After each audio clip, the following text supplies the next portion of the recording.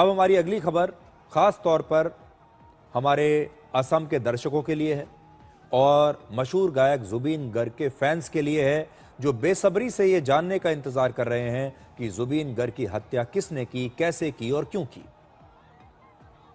आज एक बड़ी खबर आई है।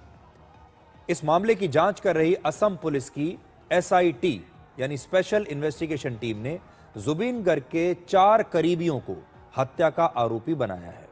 SIT ने आज गुवाहाटी की अदालत में चार्जशीट पेश कर दी है और इसमें नॉर्थ ईस्ट फेस्टिवल के मुख्य आयोजक श्याम कानू महंत, जुबीन गर्ग के मैनेजर सिद्धार्थ शर्मा, जुबीन गर्ग के बैंड के सदस्य शेखर ज्योति गोस्वामी और अमृत प्रभा महंत को हत्या का आरोपी बताया गया है।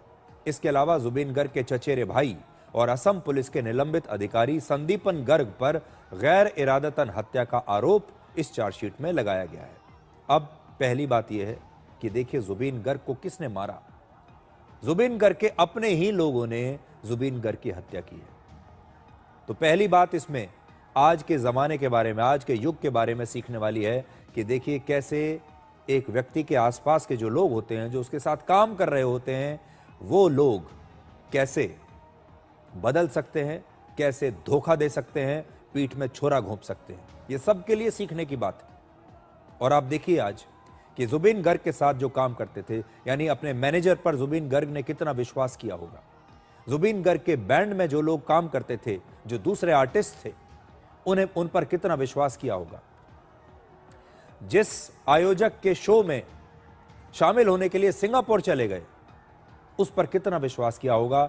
और इन सारे लोगों ने जुबीन गर्ग के साथ विश्वासघात किया, धोखा किया और उनकी हत्या कर दी।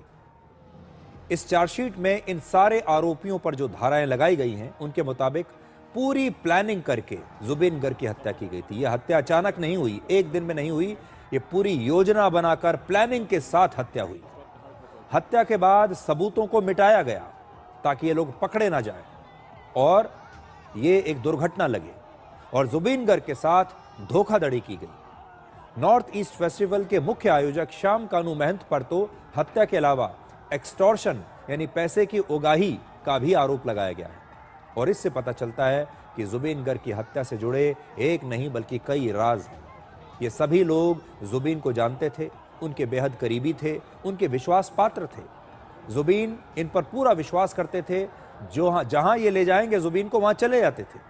और जुबीन की हत्या के मामले की जांच के लिए SIT ने 300 लोगों से पूछताछ की। असम के मुख्यमंत्री हिमंत बिस्वा शर्मा ने कहा कि SIT के पास सिंगापुर के अलावा असम में भी उसे ऐसे सबूत मिले हैं जिससे हत्या का आरोप साबित हो जाएगा। As promised, we have filed a charge sheet today in the Court of Chief Judicial Magistrate. It is under section 103 of BNS and other relevant sections. Few have been charged with murder. One have been charged with culpable homicide, and of course other 2 PSO has been charged with other charges. Now we have filed a charge sheet with almost 12,000 pages of documents, along with the main charge sheet, seizure, examination of witness, and it is a meticulously done exercise.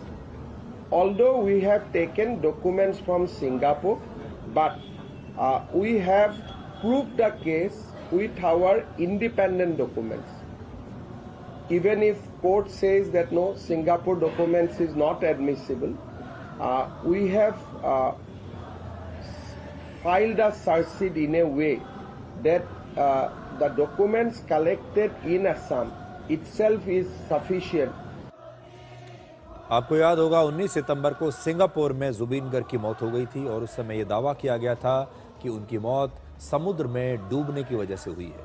बाद में इस मामले में 7 लोगों को गिरफ्तार किया गया जो जुबीन के दोस्त थे, करीबी थे, रिश्तेदार थे, उनके साथ काम करने वाले थे। और हम लगातार जुबीन गर्ग की मौत के मामले को डिकोड करते चले आ रहे हैं, लगातार इस खबर का पीछा करते आ रहे हैं, क्योंकि ये सारे जो लोग हैं, असम के लोग, उनके देश भर में जो फैंस हैं, वो आज भी ये इंतज़ार कर रहे हैं कि जुबीन गर्ग और उनके परिवार को इंसाफ कब मिलेगा और जुबीन गर्ग की हत्या करने वाले लोग कब पकड़े जाएंगे और कब सारी दुनिया को यह पता चलेगा कि जुबीन गर्ग की हत्या क्यों हुई, किन कारणों से हुई और इन सारे लोगों ने जुबीन गर्ग के साथ इतना बड़ा विश्वासघात क्यों किया।